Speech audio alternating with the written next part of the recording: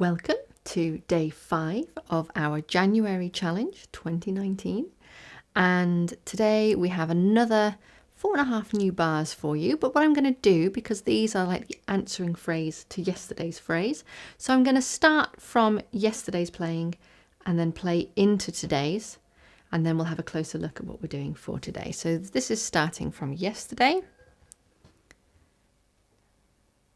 3 and 4 and.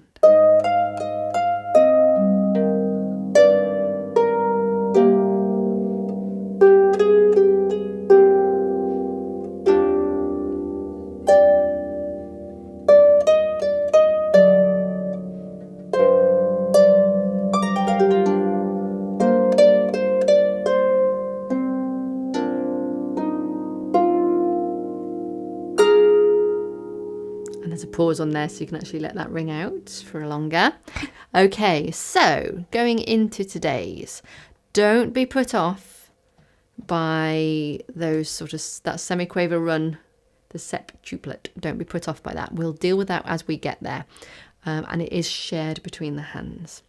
Let's start though from the beginning of this newest section. This is the last 4.5 bars from this D, E, D, E, D. And I'm going to go straight into putting the left hand in with this. The left hand is fairly empty in this part compared to yesterday's, which is lovely. So we've got a D in the bass as well and an F sharp. And that's going to land with the minim in the top hand. So the top hand oscillates again. D, E, D, E, D. And as we land on that final D, that's when that chord's going to come in. So just putting that together. 3 and 4 and. Okay, it's a really nice rich chord. Let's just try that again. So both hands have got finger 2s on a D. The right hand is D and E. So right next to each other. The left hand is D and the F, and it's the F sharp. You've got that accidental placed, remember. Okay, 3 and 4 and. Okay, now the left hand then plays a G down in the bass, and I'll do that with a finger 4 because I'm going to need to be leaping up to help share in this septuplet that's coming up. So a 4 there, and then I'm going to leap up, okay? Let's look at what notes that left hand's leaping to. Okay, so you play the 4 on your G, and then what I'm leaping to is a slightly funny shaped chord. So I'll show you it in my right hand briefly, but it will be your left. This, if you're getting confused, is the last 4 notes of this bar. They're going to be played with your left. And it's my left hand will go on thumb on the B, finger 2 on the G, finger 3 right next to it on the F, and then finger 4 on the D. So the pattern is thumb, miss 1 out, 2 and 3 right next to each other, miss 1 out, and then 4th finger. Okay, but it's your left hand, and it's like, treat it just like a roll downwards. Da-da-da-dum. And the important note is that finger 4 on the D, where you're heading. Okay, so just practicing that left hand in that bar, we start on the low G, and we jump up and we try and get all 4 fingers onto that shape in one movement. And remember that shape is thumb, miss a string, 2 and 3 next to each other, miss a string, and then finger 4, which should be on the D. And then it would roll down. But even if you just do that shaping practice that we've done, the block placing of just playing that G, and can I get my hand on securely, and while I'm at it, is my thumb high. Okay, so practicing just doing that with your left hand. Okay, the right hand there, it's got a C and then a D, and then our first part of the run also starts on a D. So what I've decided is probably the most safe fingering is if you play the C and the D with a 4 and a 3 and reach with your thumb, and it is a big reach because we don't normally do such a big reach, but reach with your thumb to the high D. Now you might be able to place all 3 of those in one movement, and my thumb's kind of reaching back for it. Or you might have the 4 and the 3, you play the 4 and then do the reach with your thumb. The reason for this is then all you have to do is pop the other fingers on, and I'll explain where in a second, but you're there, you're not hunting for that high note. If you do the C and the D with a 2-1, then you've got to leap. and you're leaping at the same time that the left hand's doing its leap. And that is a lot to process in a not very long space of time.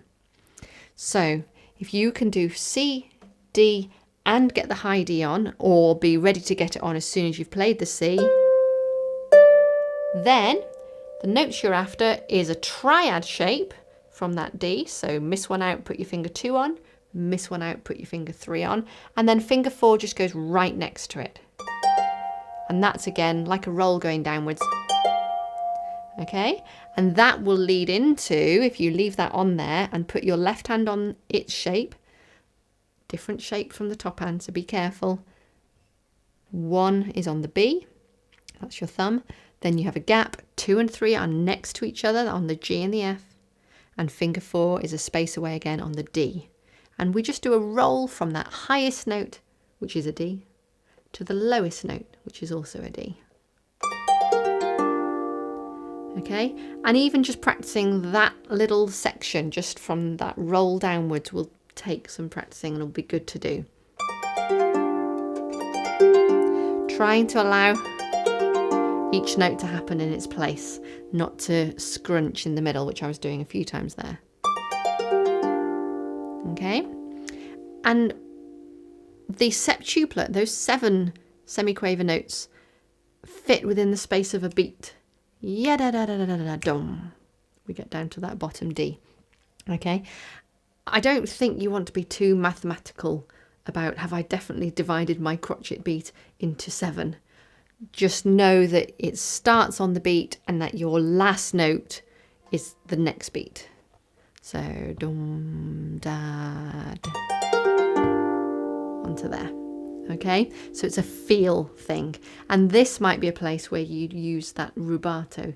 I used that word right on day 1, where we slightly rob the time, we maybe expand it slightly to make more of this septuplet going down, and then we'll maybe speed up a bit somewhere else to make the overall piece add up to the same length. Okay, so the thing to try now is that entire bar. So if you can place your right hand, finger 4 on the C, 3 on the D, if you can place it already, your high thumb on the high D, or play the 4 and then reach for it, okay? Whichever's most comfortable and most achievable. The left hand is down on a low G, and that's a finger 4. So you're going to play both finger 4s in both hands at the same time, okay? So I'm just going to talk you through it. So we play the finger 4, and then while the right hand plays finger 3, your left hand is getting ready in place, ideally there, so that then your right hand can be getting in place, and then you can do your run. And the run just goes as quickly down as you can, really. Okay, so as soon as the left hand's played its lowest note, it gets ready, and then you can be focusing on the top hand. So it really is about which hand needs my focus at any given point and being able to give it that focus. So the left hand, after it's played the G, you're going to have to give it focus to land where it needs to land next. And obviously you'll practice this a lot. You're going to do the low G and place. Have I landed in the right place? Low G and place. Not even playing it, just placing it and checking, yes, is that right? Yes. And am I placing it as one block? So not trying to put that one, that one, that one, and that one, which takes such a long time. But low G and then block place. Can you do it? Okay. And if you can be giving your attention to your left hand because you're doing it as soon as you've played that G, and your top hand is placed, so you don't need to worry about the top hand. I'm giving my left hand my attention. Now I've done that, and I know that's secure. I'm ready to give my right hand my attention, and I'm ready to play. Okay? And by doing that in that time, you can then actually do it at a steady beat. So, okay? So if I try and play on the beat, but give you kind of where my focus is. So I'll say left, right, and that's about where my focus is. So my focus at the moment, I'm starting straight away, so I'm okay. I'm ready. So I'm going to give my left. So left focus, right focus, play. And it all happens on the beat. Okay, so that's going to be a big area to work on. Let's walk into that now from the bar before. Okay, if this feels a bit much just now, just listen, or just try one of the hands, although you will miss the other part of the run. But here we go. So right hand is on D and E, left hand is on D with F sharp. When I finished with that in my left hand, I'm jumping down to a G. When I finish with that in my right hand, I'm putting my 4 on the C, my 3 on the D I've just been playing, and I'm reaching up my octave. Okay? So, nice and steady, really steady. 3 and 4 and 4 and.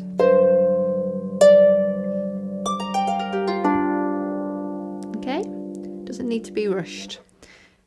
If we do that more up to speed, for those that want to, or if you just want to hear it. 3, 4.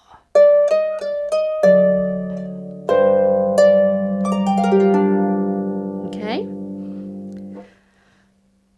But take it at the speed that's comfortable for you. And this probably is the line that will determine what speed you do the whole piece at. Okay? Because whilst we can pull the time a bit, we don't want to play a whole section slower. So just watch on that. Okay, having done that, the next 2 bars will feel nice and calm. So our right hand goes C, D, C, D, C. Then we go down, we do 4 in a row from middle C up to the F. And these are just crotchets. Okay, and then there's just 1 chord to add on in a moment.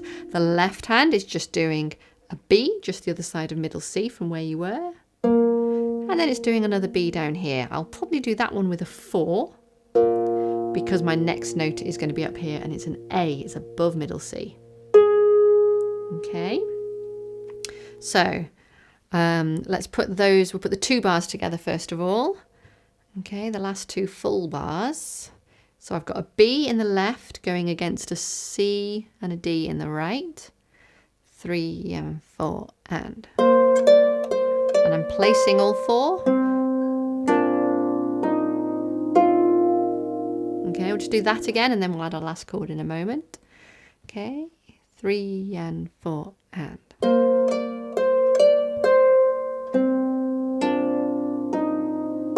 Okay, so there's lots of space there, which is a relief after what we've just been doing. Our final chord, so we've just ended up I was recommending doing a 4 there, wasn't I? So we've just played, get your left hand already heading up to the A, which is just a little bit higher than where your right hand is. And then your right hand jumps up. Now it's just played a black note, the F, with its thumb, jumping up 2 octaves, but again, the thumb is going on a black note, it's going on the F. And we're putting on a triad there, going downwards. So we're on a B, D, and an F against the A in this hand, and they play together. And again, you might choose to roll it. It's up to you how you feel about how the piece works. Okay, so if we put now the last 2.5 bars together, getting to that chord with our pause. Okay, so right hand C, D, C, D, C, and the left hand's on that B. 3 and 4 and. Getting ready up with the A, jumping over and. Okay, let's put all 4 bars together. First bar's very nice, D, D, E, D, E, D, with the D and the F sharp there. And then it's just getting placed into that second bar. Letting your left hand move and your right hand giving the focus here, then the focus here so that you can do the run. Let your right hand travel down and then you can be getting ready on the C and D, and the left hand only has to move to the other side of the red. Okay, so we'll do it properly now. So right hand is on D and E. This is the beginning now of our day today, our last day here. Our left hand is on the D and the F sharp. Okay, 3 and 4 and. And. Well done.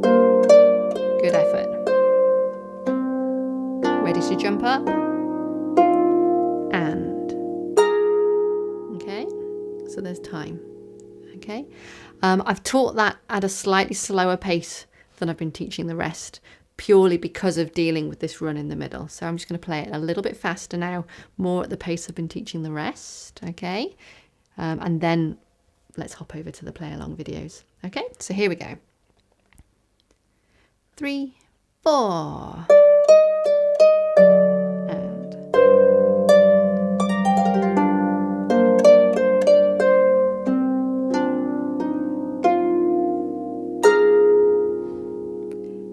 That wasn't hugely faster, but it just gave it some flow. It didn't feel so ploddy. And that's your aim when you're playing.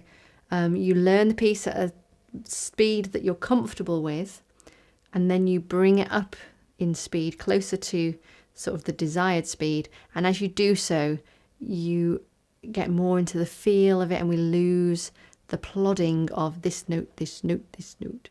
And we get into a nice flowing piece, and that's your ultimate aim, to make it flow and be really pleasant to listen to. Super work, you're coping really well. Tomorrow is the last day on this piece, because most of what we're learning tomorrow is a repetition of sort of day 1 and 2. Okay, that isn't saying go and have a look at that now. I'm just letting you know you've got over the worst of it, or the hardest part of it. Okay. Join me in the play along, and we'll do it at our various speeds. And keep going. You're doing great. Well done.